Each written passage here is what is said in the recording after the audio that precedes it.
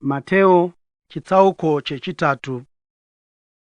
Johani mubhabhatidzi nekuparidza kwake. Namazuva iwaya Johani mubhabhatidzi wakauya achiparidza murenje reJudhea achiti, "Pindukai, nokuti ushe hwekudenga hwaswedera pedyo." Nokuti uyu ndiye wakarehwa nomuprofita Isaya achiti, "Inzwi reanodana murenje, gadzirai nzira yaShe, ruramisai migwagwa yake." Iye Johani waiva nehanzu yamakushe ekamera nebhande reganda muchiuno chake.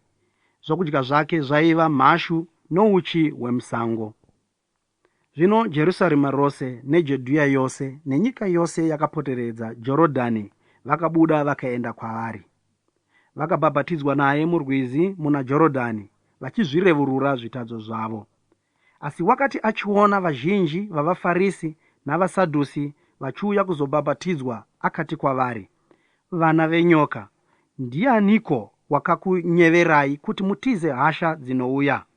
Naizvozvo berekai zvibereko zvakafanira kupinduka. Musafunge kutaura mumwoyo menyu muchiti, Abhurahama ndibaba vedu, nokuti ndinoti kwamuri, Mwari angamutsire Abhurahama vana pamabwe awa. Zvino demo ratoiswa pamudzi wemiti, saka muti mumwe nomumwe usingabereke zvibereko zvakanaka unotemwa ukakandirwa mumoto. Ini ndinokubhabhatidzai nemvura kuti mupinduke, asi anouya shure kwangu ane simba kupfuureni, wandisakafanira kutakura shangu dzake. Iye achakubhabhatidzai nomweya mutsvene nemoto. Rusero rwake ruri muruoko rwake. Achanatsa buriro rake kwazvo agotutira zviyo mudura, asi hundi achaipisa mumoto usingadzimi. Kubhabhatidzwa kwaJesu.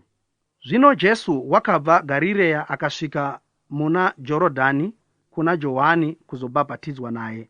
Asi Johani wakaedza kumudzivisa akati, "Ndini ndinofanira kubhabhatidzwa nemi, ko mouya kwandiri sei?"